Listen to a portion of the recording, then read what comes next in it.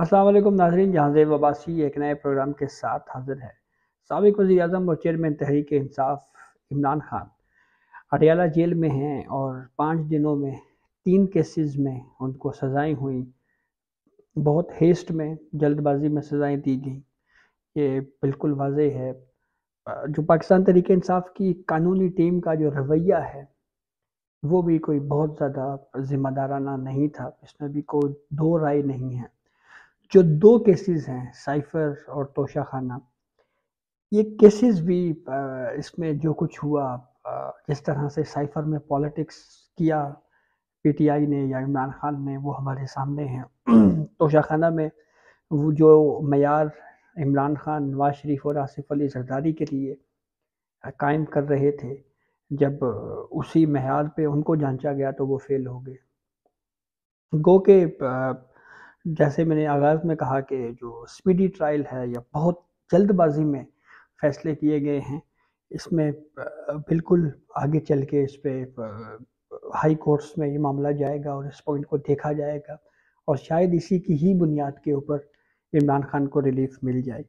اچھا، ایک اور اہم کیسز جو عمران خان کے خلاف جناب شروع ہونے والے ہیں، وہ ہیں 9 مئی کے واقعات۔ ایک تو آپ کو بتاتے ہیں کہ یہ ایگزیکٹلی ہوا کیا تھا، 9 مئی واقعہ ہے کیا، اس کا بیک گراؤنڈ کیا ہے۔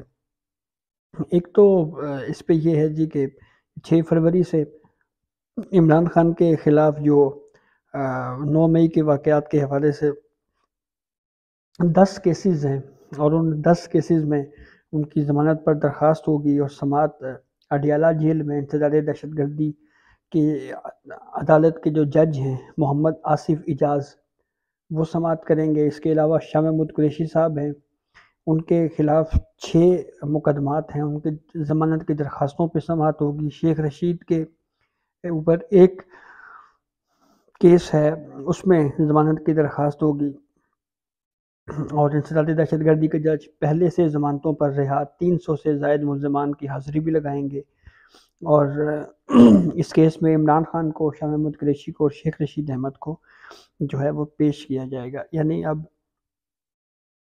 جو تینوں اسیران ہیں، جناب شیخ رشید احمد بھی، شاہ محمود قریشی بھی اور عمران خان بھی، یہ تینوں اب اکٹھے اس کورٹ میں جو ہے اڈیالہ جیل میں وہ ہو سکتے ہیں، کیونکہ ایک ہی وقت میں یہ سماعت ہونی ہے اور پروسیڈنگ آگے چلنی ہے۔ اب یہ 9 مئی کا واقعہ ہے، واقعات ہیں کیا۔ عمران خان ضمانت کے لیے اسلام آباد ہائی کورٹ آتے ہیں، اور اسلام آباد ہائی کورٹ میں کے احاطے میں ابھی بائیو میٹرک کروا رہے ہوتے ہیں کہ اسی اثناء میں ان کو رینجرز کے ہاتھوں گرفتار کر لیا جاتا ہے۔ کورٹ احاطے میں گرفتاری کوئی اچھا عمل نہیں تھا اس وقت بھی۔ اچھا، اس وقت بھی اس پہ کافی زیادہ کرٹیسزم ہوا، بات ہوئی۔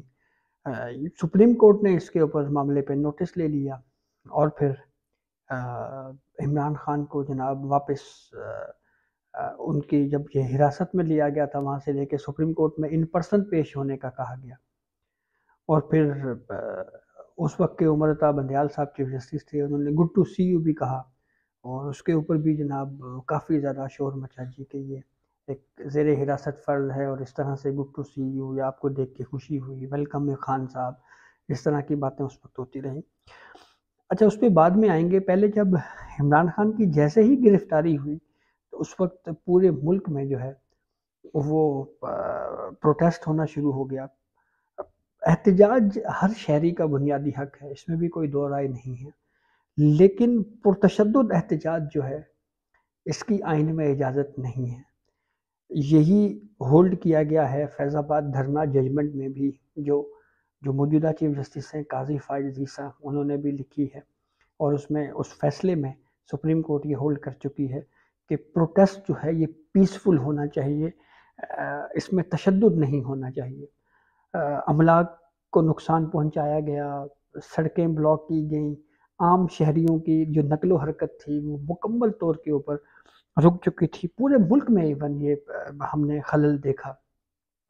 اور جو فوجی تنصیبات ہیں ان کے اوپر اٹیکس ہوئے۔ پی ٹی آئی کا یہ الزام ہے جی کہ ہم نہیں ہیں، یہ جو ہے وہ ہمارے نام کے اوپر یہ کوئی اور کارروائی کر گیا ہے، جبکہ کیس یا الزامات جو ہیں وہ عمران خان کے اوپر دراصل یہ ہیں کہ عمران خان ہی اس کے ماسٹر مائنڈ ہیں.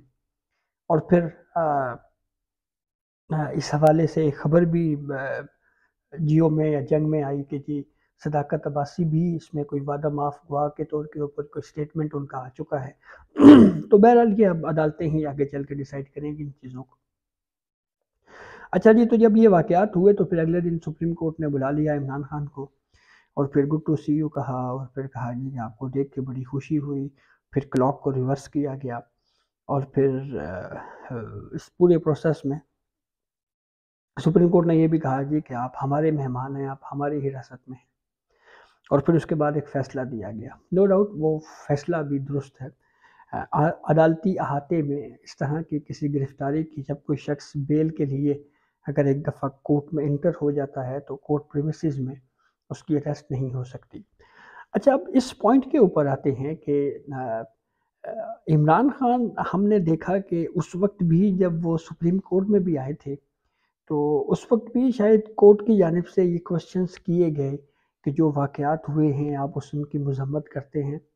تو براہ راست جو ہے وہ عمران خان نے اس کے اوپر کوئی بات نہیں کی یا دو ٹوک الفاظ میں کوئی موقف اختیار نہیں کیا، بلکہ انہوں نے کہا کہ میں تو گرفتار تھا، مجھے تو پتہ ہی نہیں تھا کہ یہ بعد میں کیا ہوا. لیکن پھر بعد میں کچھ سٹیٹمنٹس آنا شروع ہو گئیں. اچھا، وہ جو سٹیٹمنٹس یا بیانات دینے والے لوگ ہیں ان کے اوپر بھی کوشچنس اٹھائے گئے. مثال کے طور پہ اگر کسی نے یہ کہا جی کہ اس کے ماسٹر مائنڈ عمران خان ہیں تو کہیں پہ یہ بھی ہوا کہ پتہ چلا کہ وہ شخص تو پہلے زیر حراست تھا اور کہیں پہ اور پھر بعد میں وہ واپس آیا. تو یہ وہ چیزیں ہیں. اچھا، اسی ایونٹ کی بنیاد کے اوپر جو فوجی تنصیبات کے اوپر اٹیکس ہوئے ہیں اس معاملے پہ جو 103 لوگ ہیں ان کو فیصلہ ہوا کہ ان کے خلاف فوجی عدالتوں میں ٹرائل چلایا جائے گا. پھر اس کے بعد جب یہ فیصلہ ہوا تو ایک کانسٹیٹیوشن پٹیشن آ جاتی ہے سپریم کورٹ میں اور ابھی پٹیشن آتی نہیں ہے. پہلے ایک ملاقات کرتے ہیں اعتزاد احسن لطیف کھوسہ صاحب اور پھر اس کے بعد جناب پٹیشن سماعت کے لیے مقرر ہو جاتی ہے. پھر مرتضیٰ بندیال صاحب جو ہے وہ کیس کو کنکلوڈ نہیں کر پاتے. قاضی فائز عیسیٰ آتے ہیں اعجاز الحسن صاحب کی سربراہی میں، ایک 5 رکنی بینچ بنتا ہے اور وہ فیصلہ دیتا ہے کہ فوجی عدالتوں میں جو سویلین کا ٹرائل ہے وہ نہیں ہو سکتا. کالعدم قرار دیا گیا، غیر آئینی قرار دیا گیا.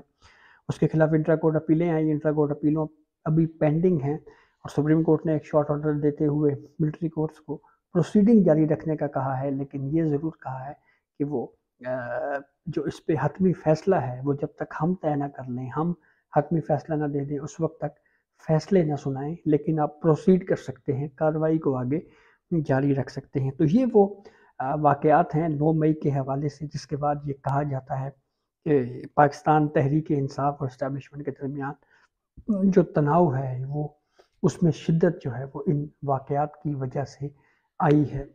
تو اب دیکھنا یہ ہے کہ اب ضمانتیں کے کیس کے علاوہ مزید اس 9 مئی کے واقعات والے کیس میں کیا اپڈیٹ ہوتی ہے، کیا پروگریس ہوتی ہے، یہ کیس کس طرف جاتا ہے. تو یہ اب تک یہ اپڈیٹ تھی جیسے ہم نے آپ کو آگاہ کیا. بہت شکریہ.